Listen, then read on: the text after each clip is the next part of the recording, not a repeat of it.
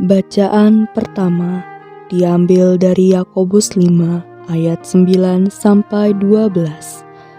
Hakim telah berdiri di ambang pintu. Bacaan dari surat Rasul Yakobus. Saudara-saudara, janganlah kalian bersungut-sungut dan saling mempersalahkan, agar tidak dihukum.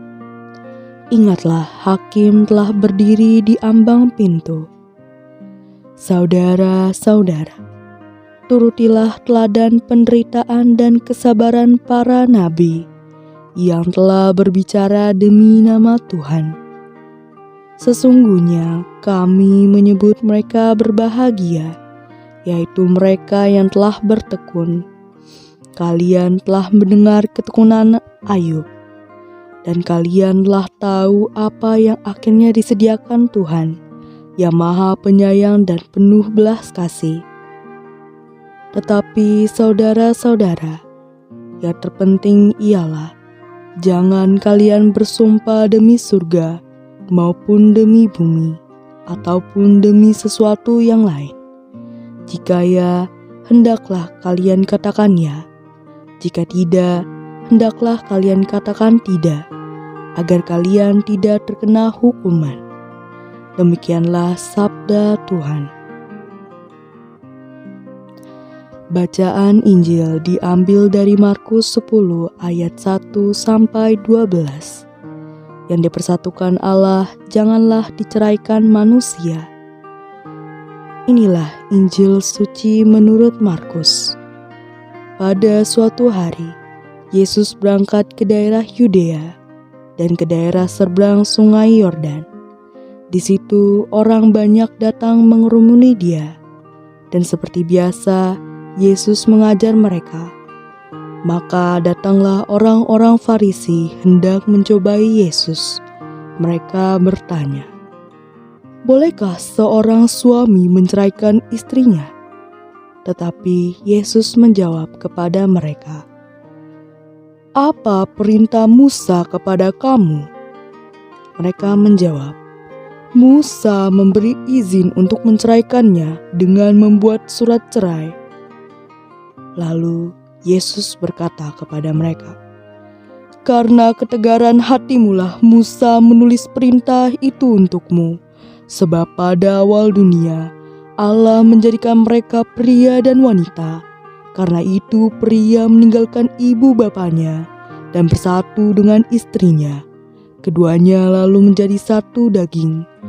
Mereka bukan lagi dua, melainkan satu. Karena itu, apa yang telah dipersatukan Allah, jangan diceraikan manusia." Setelah mereka tiba di rumah, para murid bertanya pula tentang hal itu kepada Yesus. Lalu Yesus berkata kepada mereka, "Barang siapa menceraikan istrinya lalu kawin dengan wanita lain, ia hidup dalam persinahan terhadap istrinya itu. Dan jika istri menceraikan suaminya lalu kawin dengan pria lain, ia berbuat zina." Demikianlah sabda Tuhan. Renungan. Kadang-kadang kita terdorong untuk membeli suatu barang, bukan karena butuh, melainkan karena tergiur oleh diskonnya. Setelah berhasil membeli barang berdiskon, lalu dengan bangga bercerita kemana-mana karena mendapat barang murah.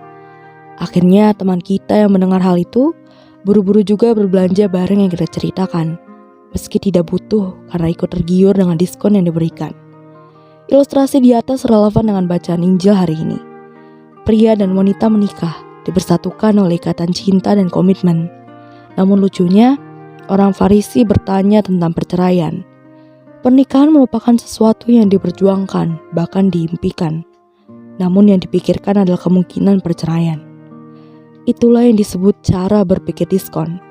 Sebetulnya orang tidak membutuhkan perceraian, dan seharusnya memang tidak boleh bercerai. Karena hal itu mencederai komitmen sakral perkawinan. Namun kerap kita berpikir, kalau memang ada diskon, kenapa tidak diambil? Yang dimaksudkan adalah pernikahan suci jangan dilukai, apalagi dihancurkan oleh kemungkinan atau diskon adanya perceraian. Yang diharapkan adalah kejujuran, supaya tidak bersungut-sungut dan saling menyalahkan. Marilah kita bersatu dalam doa. Tuhan, semoga keluarga-keluarga yang telah dipersatukan lewat pernikahan suci tetap hidup dalam cinta dan kerukunan untuk mencapai kesejahteraan bersama. Amin.